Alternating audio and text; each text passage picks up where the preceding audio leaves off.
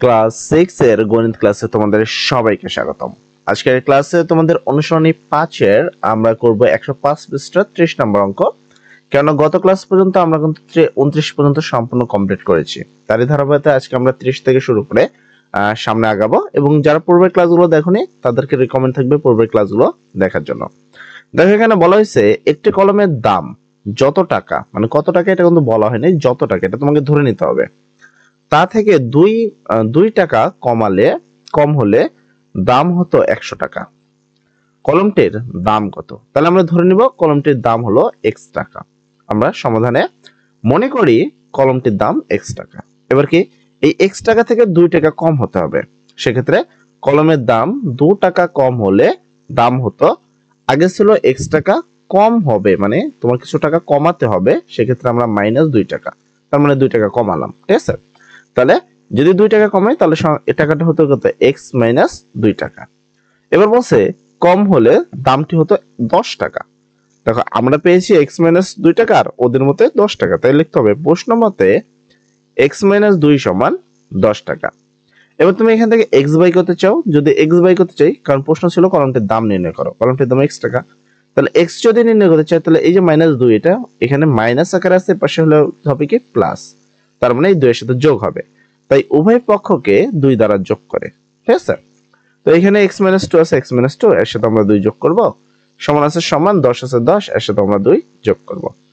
এখানে x আছে x, এই জায়গায় তুমি যদি দেখো -2 +2, মানে 2 থেকে 2 বাদ দেবে বা একই সংখ্যা প্লাস মাইনাস থাকলে সেটা কাটা, আর 10 এর সাথে 2 যোগ করলে 12, অতএব কলমটির দাম হলো 12 টাকা। এই হলো তোমাদের প্রথম প্রশ্নের উত্তর। যদি সম্পূর্ণ প্রশ্নটি বুঝতে পারো তাহলে কমেন্ট সেকশনে সবাই থ্যাংক ইউ ভাই লিখে ফেলো, এবং বুঝতে কোনো সমস্যা থাকলে লিখবা হলো প্রবলেম ভাই। ঠিক আছে, আচ্ছা তারপরে 31 নম্বর প্রশ্ন, কণিকার কাছে যতগুলো চকলেট আছে, কতগুলো এটা কিন্তু আমরা জানি না, তো তার 4 গুণ চকলেট আছে মনিকার কাছে। তার মানে দেখো কণিকার চকলেট যদি x টাকা হয়, মনিকার চকলেট হলো 4x টাকা, কারণ 4 গুণ মনিকার কাছে আছে। দুজনের একত্রে 25টি চকলেট আছে। আর কণিকার কতগুলো চকলেট আছে? এখন দেখো কণিকা কত, কণিকা মানে x টা, তো আমরা ধরে নিব x। তো আমরা একটু সমাধানে আসবো। তো আমরা ধরে নিব যে কণিকার কাছে, যার কাছে কম রয়েছে তার টাকাটা আমরা ধরে নিব। সমাধান মনে করি কণিকার x টি চকলেট আছে, সেক্ষেত্রে কণিকার 4 গুণ, এখানে প্রশ্ন কিন্তু বলা হয়েছে কণিকার 4 গুণ, মনিকার কাছে কণিকার চকলেটের 4 গুণ চকলেট আছে, অতএব কণিকার চকলেটের 4 গুণ হলো 4x টাকা। এবার বলছে দুজনের একত্রে কত? 25টি চকলেট আছে। তাহলে এর কাছে আছে x আর এর কাছে আছে, এই কণিকার কাছে আছে x আর মনিকার কাছে আছে 4x, তাহলে যোগ 4x সমান সমান টোটাল হবে কয়টি? 25টি। x আর 4x যোগ করলে একটা x আর এখানে একটা x, এখানে 4টা x যোগ করলে 5টা x সমান সমান 25।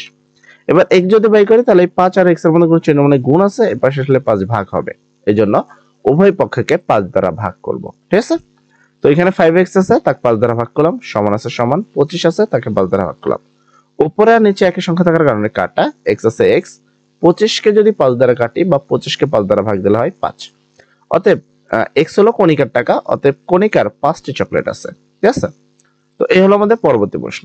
এরপরে আসি আমরা 32 নম্বর প্রশ্ন, দুইটি ক্রমিক স্বাভাবিক জোড় সংখ্যার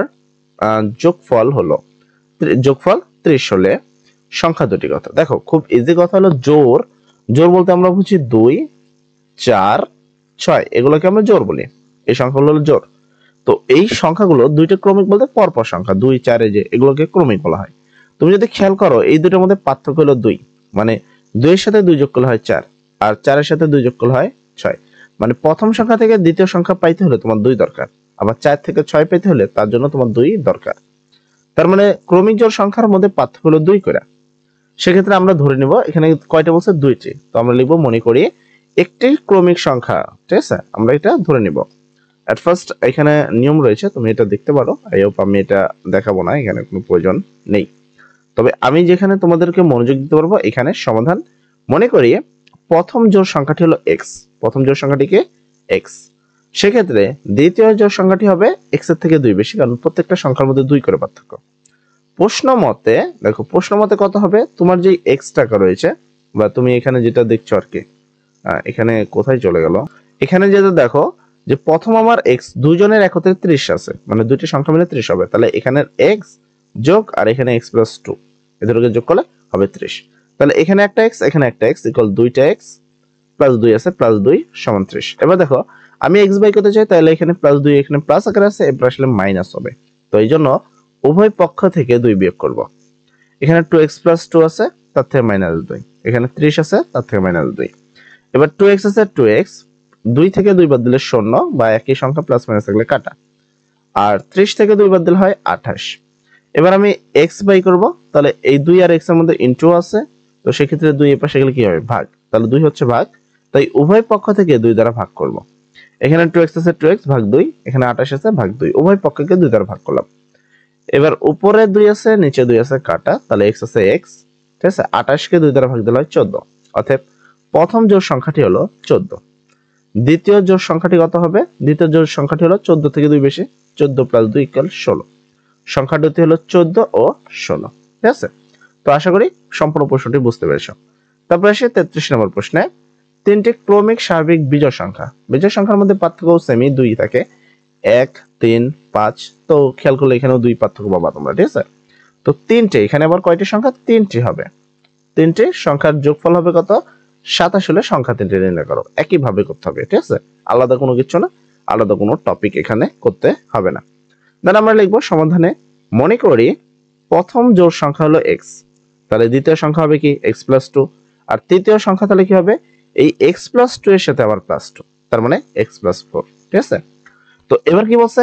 এই সংখ্যাটা এই সংখ্যাটা আর এই সংখ্যাটা, তিনটা সংখ্যার যোগফল হবে 27, ঠিক আছে। তো আমরা এই তিনটাকে যোগ লিখে দিব। তো লিখবো প্রশ্ন মতে প্রথম সংখ্যাটা প্লাস দ্বিতীয় সংখ্যাটা প্লাস তৃতীয় সংখ্যাটা, এই তিনটা সংখ্যার যোগফল হলো 27। তাহলে একটা x দুইটা x তিনটা x, তাহলে x কয়টা হলো? তিনটা, সেটা আমরা x সিরিয়াল বরাবর নিলাম। আর সংখ্যা হলো 2 আর 4, এই যে 2 আর 4 = 27। যোগ করলে 3টা x হয়, প্লাস আছে প্লাস, এই দুটোকে যোগ করলে হয় 6, 27 আর 27। তো আমি এখানে যেহেতু x বাই করতে চাই, তাহলে এখানে এটা প্লাস আকারে আছে, পাশে হবে মাইনাস, তার মানে 27 থেকে মাইনাস করতে হবে 6, তাই উভয় পক্ষ থেকে 6 মাইনাস করব বা বিয়োগ করব। তাহলে x মাইনাস মানে 3x + 6 আছে, তার সাথে -6, 27 আছে, তার থেকে -6। তাহলে এখানে প্লাস আর মাইনাস কাটা, 3 আছে 3x সমান, এখানে 27 থেকে যদি তুমি 6 বাদ দাও তাহলে থাকে 21। এবার তুমি বাই করবা কি? তুমি বাই করবা x, সেক্ষেত্রে এই দুটোর মধ্যে কোনো চিহ্ন মানে গুণ আছে, আর এখানে যদি গুণ থাকে এখানে আসলে কি হবে? ভাগ। তাহলে এই জন্য এখানে তোমার উভয় পক্ষকে আমরা 3 দ্বারা ভাগ করব। 3x ভাগ 3 সমান 27 21 3 দ্বারা ভাগ। দেন উপরের নিচে 3 কাটা, তাহলে x আছে x, 21 3 দ্বারা কাটলে হয় 7। অতএব প্রথম জোড় সংখ্যাটি হলো 7, দ্বিতীয় জোড় সংখ্যাটি হবে 7 এর থেকে 2 বেশি, তাহলে হলো কত? 9। আর তৃতীয় যে জোড় সংখ্যাটি সেটা 9 এর থেকে 2 বেশি হবে, তার মানে 11। তবে ওইখানে আমরা যেহেতু x + 4 লিখে দিয়েছিলাম, তাই এখানে লেখা হচ্ছে x প্লাস, মানে এই x হলো 7, 7 এর সাথে 4 যোগ করলে হলো 11। অতএব সংখ্যা তিনটি হবে 7 9 11, ঠিক আছে। আশা করি সম্পূর্ণ প্রশ্নটি বুঝতে পারছো। তাও যদি বুঝতে কোনো সমস্যা থাকে অবশ্যই কমেন্ট সেকশনে বলবা। এরপর তোমরা এখানে দেখো, এখানে যে কিছু সৃজনশীল প্রশ্ন আছে তোমাদের জন্য বইয়ে। তো এটা তোমাদের অর্ধবার্ষিক পরীক্ষার জন্য এই দুইটা সৃজনশীল খুবই ইম্পর্টেন্ট এবং খুবই মনোযোগ সহকারে এই সমস্যার সমাধানগুলো করতে হবে তোমাদের। তো আজকে অলরেডি আমাদের ক্লাস টাইম শেষ হয়ে গেছে, ইনশাআল্লাহ আমরা পরবর্তী ক্লাসে আমরা এই দুইটি সৃজনশীল একবারে করে দেব। তো আজকের জন্য সবাই ভালো থাকো, সবার জন্য দোয়া করি। আসসালামু আলাইকুম।